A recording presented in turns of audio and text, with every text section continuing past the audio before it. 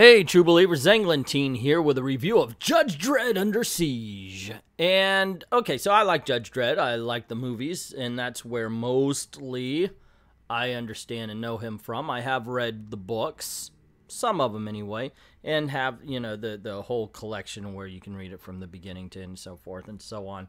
It's fun to watch his evolution. Did you know he's actually tougher in the 80s and 90s than he is today? Just saying.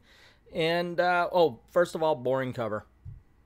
Yeah, sorry, but you know what? It is very apt, because if you look at this cover, it's very much like the poster to the movie The Raid, which was very much like the movie Dredd, which was really good. And, you know, I love that film. It's one of the best superhero films, or comic book movies, I should say, out there, easily. In my opinion, of course. But we're not talking about that. We're talking about this comic book, which is incredibly average, and it's going to catch hell for this opening scene. Holy Toledo. Do we not need that? Now, okay, Judge Dredd has been used for social commentary before. It really has.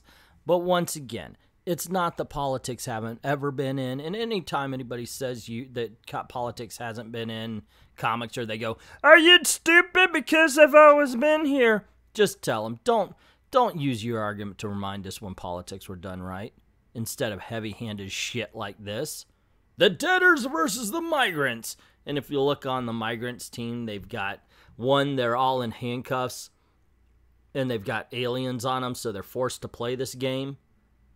You know, it's just, it's one thing to, you gotta trick the reader into it. You gotta trick it, and you can't just hammer it right on in. It doesn't work that way. That's when eyes start to roll like a frickin' slot machine. That's where people are like, you know what, it's just bad. It really is bad, and it does. It takes you right out of the story. Now, once again, if they tried to trick you into it, if they used it in the background as part of the plot, then okay, maybe you're more accepting of it. Because basically it's just, you know, acceptance. And that's been a message in every damn cartoon, comic book forever and a day. We're okay with it, no problem. Just don't hammer it. You don't need the heavy fist. Okay, so let's get to the rest of it. Judge Dredd's called out to building the Patrick Swayze block. I kid you not, that's what it's called.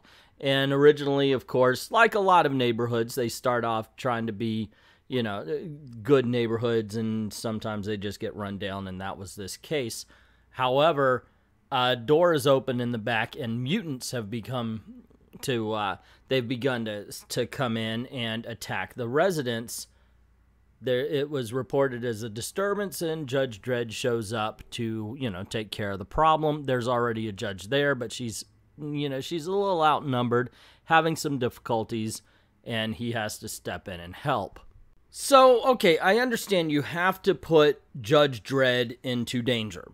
That's how you create the drama. That's how you create the tension, and I understand that. However, Judge Dredd is a senior judge. He knows what's going on. There's a point where he says, "You just broke the law. I should arrest you." What the since when is that not Judge Dredd? He broke the law, therefore you arrest him. That's the thing, not this, "Well, because I understand your situation, I'm going to let you break the law this time." No! And that's the problem. They're kind of pumping in the social justice here. And it hasn't become social justice warrior, but definitely it. I'm sorry, that's not Judge Dredd's character. You have to remain honest and true to the character. The core of the character is he's unflinching in the eyes of the law. Now, I'm sure that somebody who's a far bigger Judge Dredd fan than I may find some situations where he let things go.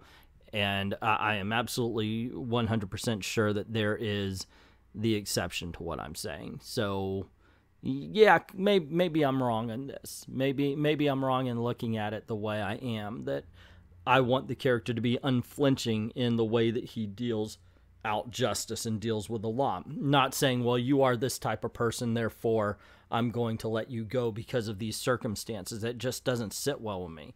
Plus, I'm sorry, guys, but, you know, that's as prejudiced as what people say if it goes the other direction. Anywho, the story itself, you get a whole bunch of people basically just protecting their homes from the mutants. There is a bad guy who's letting them in. I wish I could say it was dramatic. I wish I could say there was tension to it. But really, it's sound and fury, and it signifies nothing. This may be the unkindest cut of all, because I can't even tell you it's bad. I can't even tell you the social justice moments are incredibly bad, because they are not, while one is heavy-handed, the other one isn't, and it's just there, but it's there to distract you. And in the end, this book isn't horrible. It's not bad. The art isn't terrible. It isn't great. There's nothing memorable about this book, and I have a feeling that after I'm done with this review and I'm on to the next one, if somebody asks me anything about it, I'm going to tell them, I don't know. I remember reading it, but I just don't remember anything about it. But that's just my opinion. What is yours? What did you think of Judge Dredd Under Siege if you bought it? Did you like it? Did you hate it? Did you notice what I noticed? Or am I being a triggered little bitch again?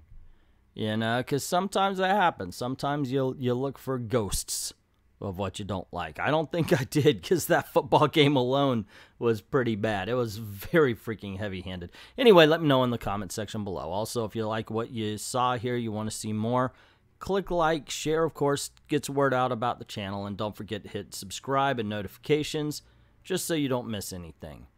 Also, this is the way we like to make a living. And we're trying to get better equipment and better software to make better videos. So if you don't mind helping out the channel, go on over to Patreon, drop $1 in the till. We'd like to thank everybody who's already done that. And to everyone, all of the true believers, thank you very, very much for watching.